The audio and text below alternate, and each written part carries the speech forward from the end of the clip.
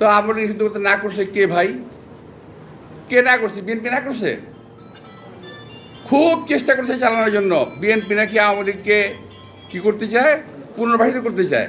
আমাকে বড় ঠেকা পড়ে গেছে ভাই, বিএনপির আওয়ামী লীগের পুনর্বাসিত করতে বড় ঠেকা পড়ে গেছে। জীবন থেকে আমাদের 17 থেকে 18 বছর আমাদের নিয়ে গেছে। পরিবার পরিজন থেকে বিচ্ছিন্ন হয়েছি, স্বাস্থ্যহানি করেছে। আমাদের পরিবার পরিজনকেও সুস্থভাবে বেঁচে থাকতে পারে নাই।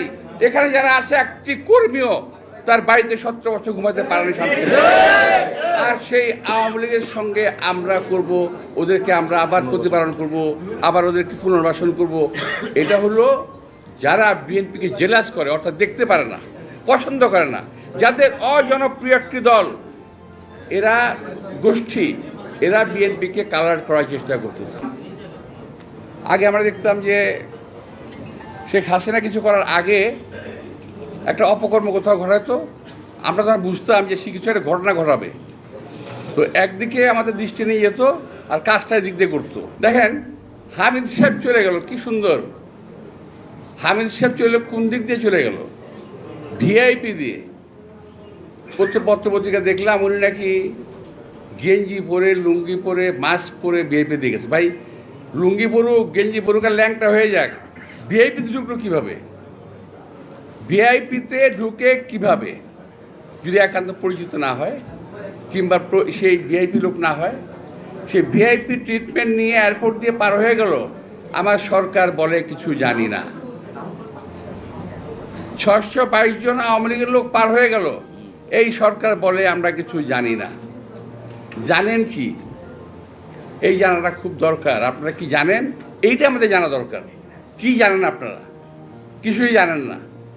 তো এখন সেদিক থেকে নজর ফেরানোর জন্য আরও জানি কি ঘুরতেছে, আমার খুব সন্দেহ হচ্ছে আরও জানি কি ঘুরতেছে।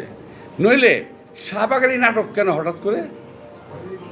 যেই শাহবাগ আপনারা বন্ধ করেছেন, যে শাহবাগের এই এলাকাতে, এই সমস্ত এলাকাতে মিছিল মিটিং করা যাবে না, সেখানে সরকারের পৃষ্ঠপোষকতায় সরকারের দল এনসিপির লোকেরা ওখানে মিছিল মিটিং করে কিভাবে?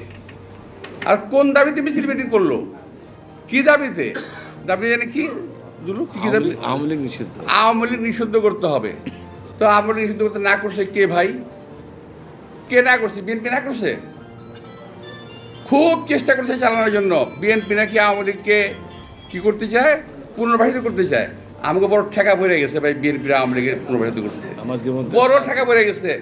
জীবন থেকে আমাদের 17 থেকে 18 বছর আমাদের নিয়ে গেছে। পরিবার পরিজন থেকে বিচ্ছিন্ন হয়েছি, স্বাস্থ্যহানি করেছে। আমাদের পরিবার পরিজনকেও সুস্থভাবে বেঁচে থাকতে পারে নাই। এখানে যারা আছে, একটি কর্মীও তার বাড়িতে 17 বছর ঘুমাতে পারেনি শান্তি।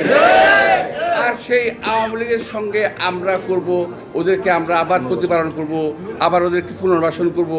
এটা হলো যারা বিএনপিকে জেলাস করে, অর্থাৎ দেখতে পারে না, পছন্দ করে না, যাদের অজনপ্রিয় একটি দল, এরা গোষ্ঠী, এরা বিএনপিকে কালার করার চেষ্টা করতেছে। যে যারা আজকে বলে যে বিএনপি পুনর্বাসিত করতে চায়, তারা আসলে দেশ এবং জাতির শত্রু। কারণ একমাত্র বিএনপি একমাত্র আছে বাংলাদেশকে এখন বিদেশি শত্রুর হাত থেকে রক্ষা করার জন্য। যে কোনো বিদেশি প্রভুদের হাত থেকে রক্ষা করার জন্য একমাত্র দল বিএনপি আছে।